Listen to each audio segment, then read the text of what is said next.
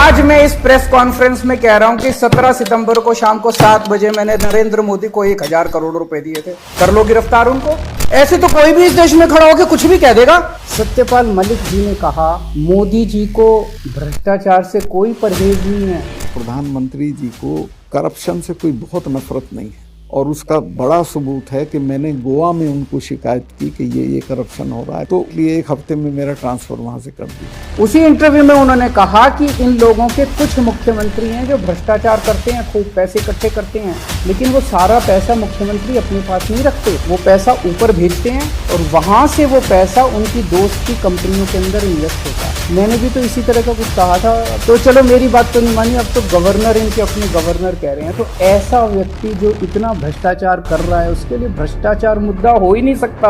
अब ये रोज किसी ना किसी को पकड़ लेते हैं, इसको गिरफ्तार कर लिया, उसको गिरफ्तार कर लिया, ये कर लिया, और उनको टॉर्चर कर करके, धमकियां दे दे के, मेंटली टॉर्चर करके उनसे केजरीवाल का नाम ले लो, मनीष सिसोदिया का नाम ले लो, इन किया जा रहा है। इस सारी जांच करने के बाद, 1 साल जांच करने के बाद ये आरोप लगाते हैं कि 100 करोड़ रुपए की रिश्वत ली गई और दी गई। तो 100 करोड़ रुपया कहाँ है? कहाँ है वो 100 करोड़ रुपया?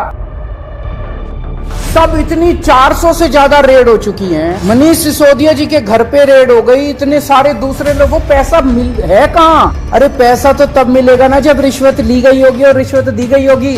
मुद्दा भ्रष्टाचार है ही नहीं। 75 साल के भारत के इतिहास में किसी एक पार्टी को इतनी बुरी तरह से टारगेट नहीं किया गया जिस तरह से आम आदमी पार्टी को ये लोग टारगेट कर रहे हैं। नंबर 2 को गिरफ्तार कर लिया, नंबर 3 को गिरफ्तार कर लिया, और उनको गिरफ्तार करने का तो मकसद इनका यही था कि मेरी गर्दन तक पहुंचना। तो अब ये मेरे पीछे पड़े हैं, मुझ तक पहुंचने की कोशिश कर रहे हैं। मैं मोदी जी को कहना चाहता हूं, मोदी जी अगर केजरीवाल भ्रष्टाचारी है तो फिर इस दुनिया के अंदर कोई ईमानदार नहीं है।